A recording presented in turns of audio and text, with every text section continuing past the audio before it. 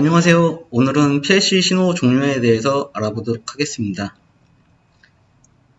다른 유튜브의 PLC 내용을 보다가 저도 만들게 되었는데요. 그분 내용이 저랑 생각과 비슷하게 정리를 하셔서 저도 만들기로 해서 영상을 또 찍게 되었습니다. 이 내용은 저의 중간적인 생각이고 정답은 아닙니다. PLC를 하다 보면 정석처럼 내용을 정확히 아는 것도 중요하지만 자기만의 생각으로 개념을 잘 잡는 것도 중요하다고 생각됩니다. 자, 그럼 저의 PLC 신호 종류의 개념을 설명해 드리도록 하겠습니다. 일단 PLC 신호의 종류는 크게 세 가지로 나누는데요. 1번 디지털 신호, 2번 아날로그 신호, 3번 통신 신호입니다. 디지털 신호는 크게 인풋과 아웃풋으로 나눕니다. 인풋은 PLC로 들어오는 신호고 아웃풋은 PLC에서 신호를 내보내어 다른 전자기기 등을 제어하려고 하는 신호입니다. 디지털 신호는 하나의 접점으로 ON, OFF 등 0과 1로 나뉘며 아웃풋으로 램프를 생각했을 때 켜고 끄는 것을 말합니다. 인풋으로 생각했을 때 센서가 켜지고 꺼지는 것을 말하는 것이고 쉽게 생각하면 어떤 조건을 만족했을 때에도 신호를 보내주는 것으로 생각할 수 있습니다. 현실에서 쉽게 예를 들면 현관에 사람을 감지해서 형광등을 켜는 것으로 생각하시면 사람을 감지하면 PLC로 ON의 값을 보내주는 것이고 PLC는 사람이 왔다는 것을 판단해서 프로그램으로 아웃풋으로 ON 신호를 줘서 형광등을 켤 수 있는 것입니다. 디지털 신호 인풋으로는 장비에서 여러 가지로 사용할 수 있는데 보통은 센서에다가 많이 사용을 합니다. 제가 여태까지 인풋으로 사용한 센서로 예를 들면 수강 센서, 압력 센서, 유량 센서, 온도 센서 등이 있고 더 있는데 이제 간단한 예로 들면 이 정도가 되겠고요. 수강 센서는 빛을 한쪽에서 발사하여 반대쪽에서 감지하는 방식과 또는 반사되어 발사한 쪽으로 감지하는 방식이 있고 물체를 감지할 때 주로 사용을 합니다. 압력 센서는 압력이 세팅한 값 이상 또는 이하가 되면 신호를 주는 방식이 있습니다. 온도 센서도 마찬가지로 일정 온도를 세팅해서 그 온도 이상 또는 이하가 됐을 때 신호를 보내주는 것입니다.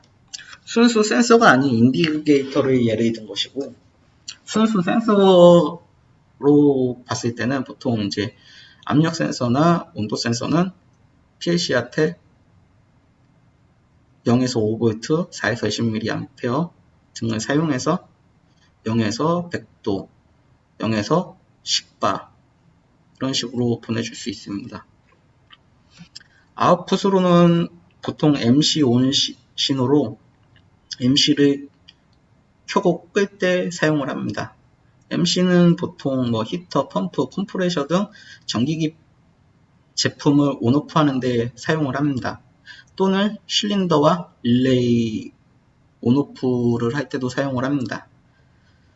근데 이제 보통 아웃풋으로 MC 또는 릴레이를 똑같은 기능으로 사용을 하는데 MC와 릴레이의 차이는 전류 용량 한도 때문에 나뉠 수가 있고요. 그게 다른 여러 장단점이 있기 때문에 그거에 따라서 맞게 사용을 할 수도 있습니다.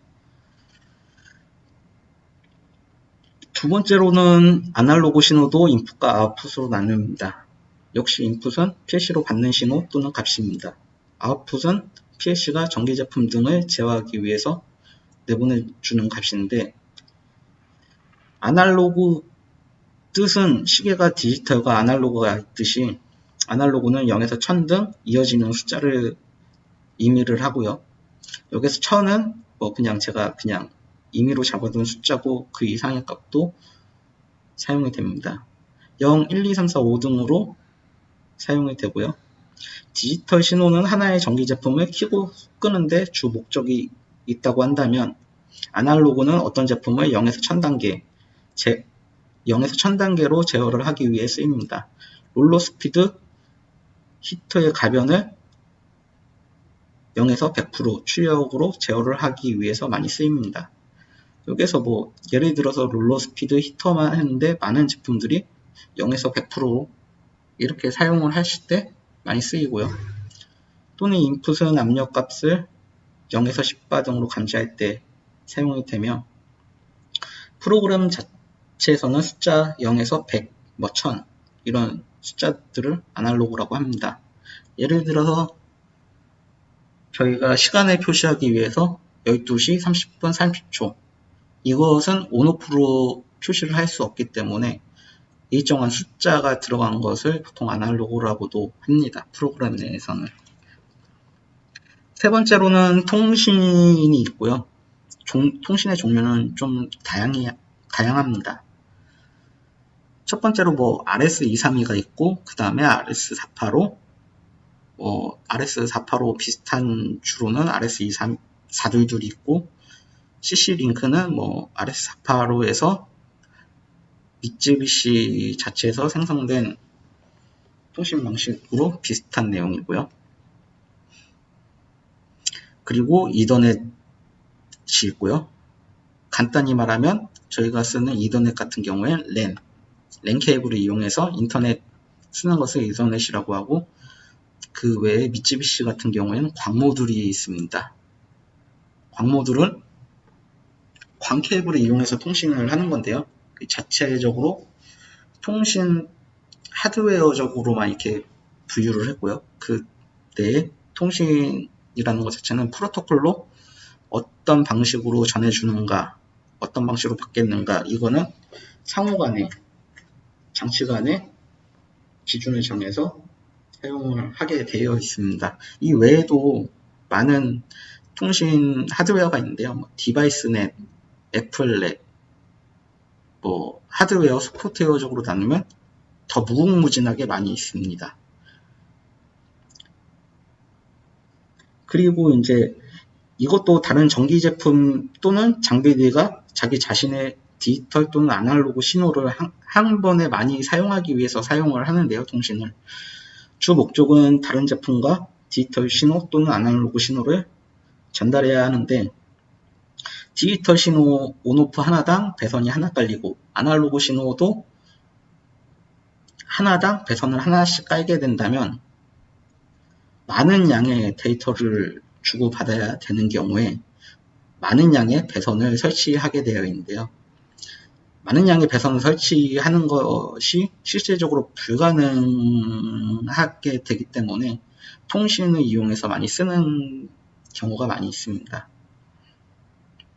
만약에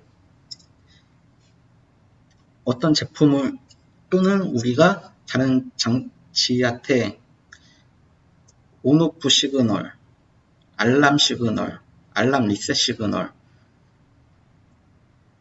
그리고 아날로그로 0에서 100% 또는 반대로 아웃풋과 인풋이 또 있다고 한다면, 인풋으로는 뭐 알람이 발생했다 또는 알람이 종류가 여러 가지가 있기 때문에 1번 알람, 2번 알람 내용을 따로 정리를 해놓고 그 번호에 대한 거 또는 이 장치의 상태, 지금 얘는 50% 우리가 동작을 하라고 했는데 50%로 돌고 있다, 그런 자기 상태까지 주고받게 되면은 안정성은 더 올라가는데 배선이 엄청나게 많고 하기 때문에 통신선으로 사용을 많이 하고요. 그런 것을 배제하고 뭐 장치 하나를 할 때 그 안정성을 제외하고 통신 말고도 디지털이나 아날로그도 제어할 수 있게끔 기본적인 것만 사용해서 사용하는 경우도 있고요. 통신 모듈 제품이 비싸기 때문에 그냥 몇 가지만 해서 그냥 디지털과 아날로그 조합으로 사용하는 것도 있고, 또는 안정성이 너무 중요시 되다 보니 많은 신호를 줘야 되면 통신 모듈을 사용해서 통신으로 제어하는 경우가 많이 있습니다. 이런 장치 간 또는 이제 장비들 간에도 해야 되는데, 장비들 간에도 엄청나게 많은 양의 데이터를 주고받으려면 통신을 사용해서 많이 사용을 하고 있고요. 이렇게 되다 보면 또 안정성 같은 경우엔 롤러를 돌리기 위해서 롤러를 돌아라, 켜져라, 반대로 돌아라, 앞으로 돌아라 이런 게 있고 0에서 100%로 돌아라, 50%로 돌아라 이럴 경우엔 보통 롤러가 0에서 3000rpm까지 동작이 된다고 한다면 100%로 돌았을 때 3000rpm, 50%로 돌았을 때 1500rpm 이런 식으로 되는데 만약에 아날로그로도 똑같이 제어를 할 수가 있어요, 보통. 근데 50%로 동작했을 때 이제 0에서 5V로 제어되는 제품이라고 가정을 한다면 2.5V를 줬을 때 1500rpm이 동작을 하겠지만 배선 전압 같은 경우에는 배선 길이와 이 추형 모듈 또는 그 모터가 받는 모듈이 또 따로 있습니다. 모터에 받는 모듈에 장치가 100%로 다 하드웨어가 100%로 다 2.5V를 내보낸다고 2.5V가 나가는 게 아니고 받는 쪽에서 전압 강화가 있기 때문에 그 전달되는 쪽에서는 또 2.5V를 내본 100%로 추역이 된다고 치더라도 2.3V로 입력을 받고 만약에 100%로 입력을 받는다고 치더라도 2.5V를 그 하드웨어가 2.5V로 100% 인식을 할 수가 없기 때문에 오차가 좀 많이 생깁니다. 현실적으로.